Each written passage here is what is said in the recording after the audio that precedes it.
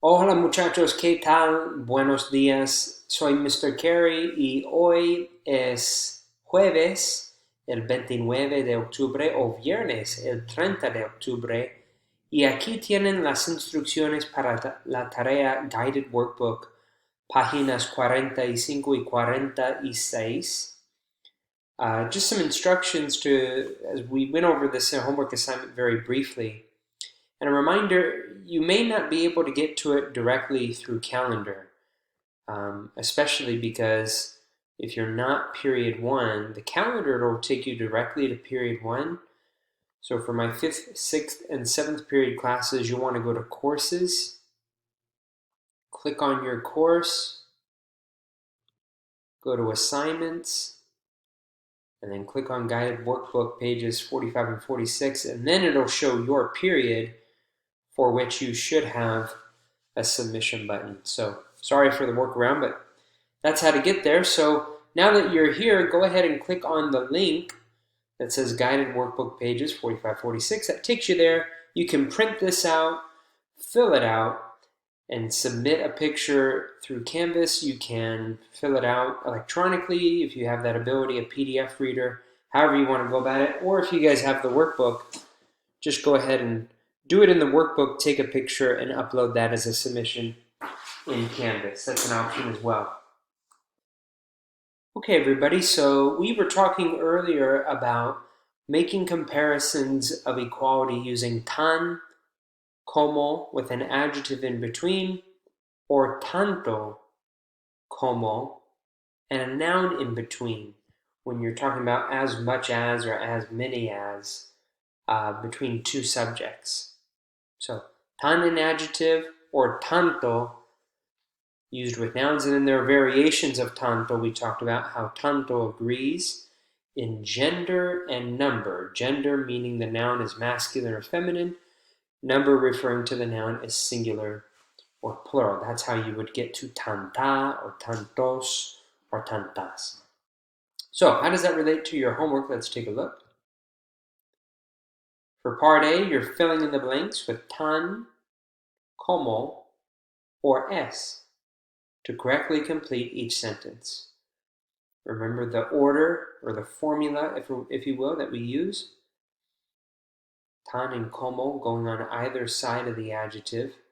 And then the verb ser, es, goes right before tan. You can see in those examples there. So fill in the blanks with the correct term, tan, como, or es. Part B, you're doing the same thing, except you're using the entire formula and the adjective that they give you to create comparisons of equality. So for example, number one, creo que el ajedrez es would be the correct form of ser. Tan interesante como jugar a los bolos. Ser, and the correct form of ser, in this case es. Be careful with 2 and 4, those are plural nouns. So you're not going to use es for those, you're going to use the plural form of the verb ser. All right, and then tan, adjective, como. That's how to do part B. For part C on the next page, it's using tanto,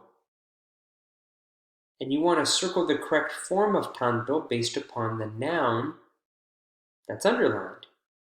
Reuniones is feminine plural. Now I know you know it's plural because it ends in s, but how do you know reuniones is feminine?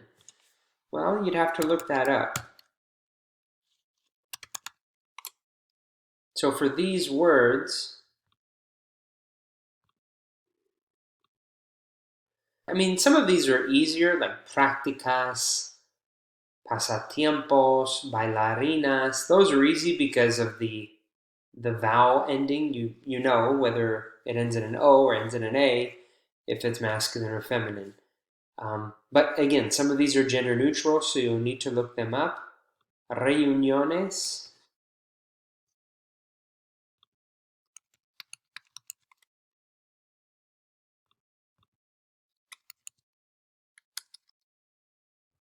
Goodness gracious, come on.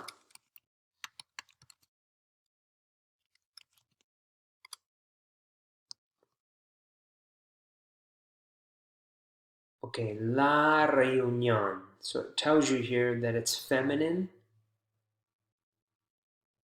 feminine. So the F would be feminine, right?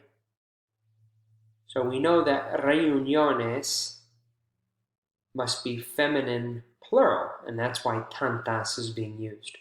And the same thing you're doing for part D. Fill in the blank with tanto, or the correct form, right? Tanta, tantos, tantas. Taking a look at those nouns that come right after the blank, and then changing tanto according to whether it's masculine, feminine, singular, or plural. So that is guided practice pages 45 and 46. You can access those there, submit them through Canvas, and that is your homework for next week, guys. And don't forget about your Dia de los Muertos assignment is also due next week. Adios.